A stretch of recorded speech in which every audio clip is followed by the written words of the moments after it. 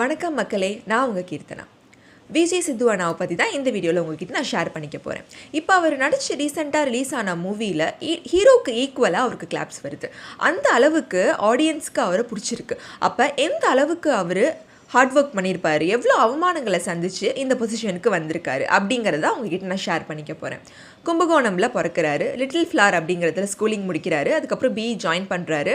காலேஜில் நிறைய அரியர்ஸ் இவருக்கு இருக்குது. அதுக்கப்புறம் இவர் தமிழ் மீடியம்னால இங்கிலீஷ் ஃப்ளூயண்ட்டாக இவரால் பேச முடியல.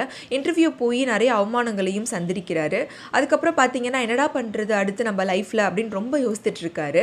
அப்போ இவருக்கு ஒரு ஆசை ஆள் மனசில், நம்ம ஒரு சன் மியூசிக்கில் ஆங்கர் ஆகணும் அப்படின்னு சொல்லிட்டு உடனே இவர் என்ன பண்ணுறாரு, சன் மியூசிக் ஆஃபீஸ் வாசல்லாம் போயிட்டு அங்கே ஒர்க் பண்ணுறவங்களுக்குலாம் டீ காஃபி வாங்கி கொடுக்கறது, ஸ்நாக்ஸ் வாங்கி கொடுக்கறது, எப்படியாவது யாராவது நம்மளுக்கு வாய்ப்பு கொடுத்துட மாட்டாங்களா, அடுத்தடுத்த பொசிஷன் நம்ம போக மாட்டோமா, எப்படியாவது நுழைஞ்சிட மாட்டோமா சேனலுக்குள்ளே அப்படின்னு நிறைய ஸ்ட்ரகிள்ஸ் பண்ணியிருக்காரு. கிடைக்கிற குட்டி குட்டி ஒர்க்கெல்லாம் பண்ணியிருக்காரு. பேம்ப்ளெட் கொடுத்துருக்காரு. அதுக்கப்புறம் ரோடாக போயிட்டு போஸ்டர் ஒட்டியிருக்காரு. இந்த மாதிரி நிறைய ஸ்ட்ரகிள்ஸ் பண்ணியிருக்காரு. அவர் என்றைக்காவது ஒரு நாள் நம்ம லைஃப் நம்மளுக்கு மாறாதா, நிறைய நல்ல பொசிஷனில் நம்ம ரீச் ஆக மாட்டோமா அப்படின்னு சொல்லிட்டு கிடைக்கிற எல்லா குட்டி குட்டி ஒர்க்குமே பண்ணியிருக்காரு. அவர் ஹார்ட் ஒர்க்கை மட்டும் விடவே இல்லை. எவ்வளோ அவமானப்பட்டாலும் அடுத்தடுத்து நம்ம முயற்சி பண்ணிக்கிட்டே இருக்கணும், ஏதாவது நம்ம என்டர்டெயின் பண்ணிக்கிட்டே இருக்கணும் மக்களை அப்படின்னு சொல்லிட்டு நினைக்கிறாரு. அதுக்கப்புறம் அவருக்கு கிடைக்கிற எல்லா வாய்ப்பையுமே பயன்படுத்துகிறாரு. இமயம் டிவியில் ஒர்க் பண்ணுறாரு. அதுக்கப்புறமே ஃபன் பண்ணுறோம் அப்படிங்கிற ஷோ பண்ணுறாரு பிளாக் ஷீப்பில். அதுக்கப்புறம் சிந்தனை செய் வித் சித்து சோஷியல் கான்டென்ட்லாம் பண்ணுறாரு. இப்படி கொஞ்சம் கொஞ்சமாக அவர் டெவலப் பண்ணிக்கிறாரு. அதுக்கப்புறம் விஜய் டிவியில் கில்லாடி ராணி அப்படிங்கிற ஷோவில் ஆங்கராகவும் இன்ட்ரடியூஸ் ஆகுறாரு. அது ஒரு பெரிய ஷோ.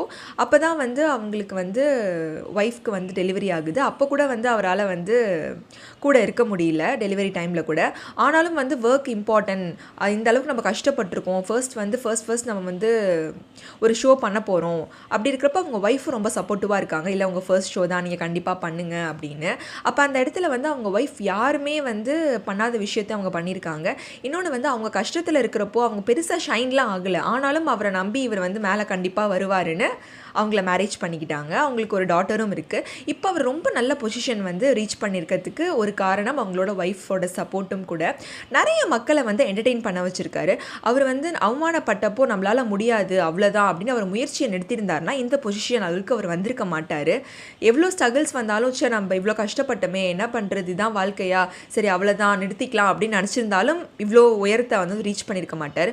அவரோட டைமையும் ஹார்ட் ஒர்க்கையும் விடாமல் கொடுத்துக்கிட்டே இருந்தார். அவமானப்பட்டாலும் திரும்ப திரும்ப எந்திரிச்சு வந்துட்டே இருந்தார். அதனால தான் இப்போ அவர் one of the most famous யூடியூபராக இருக்கார். இதுக்கு அவர் ஹார்ட் ஒர்க்குக்கு தான் காரணம். தேங்க்யூ.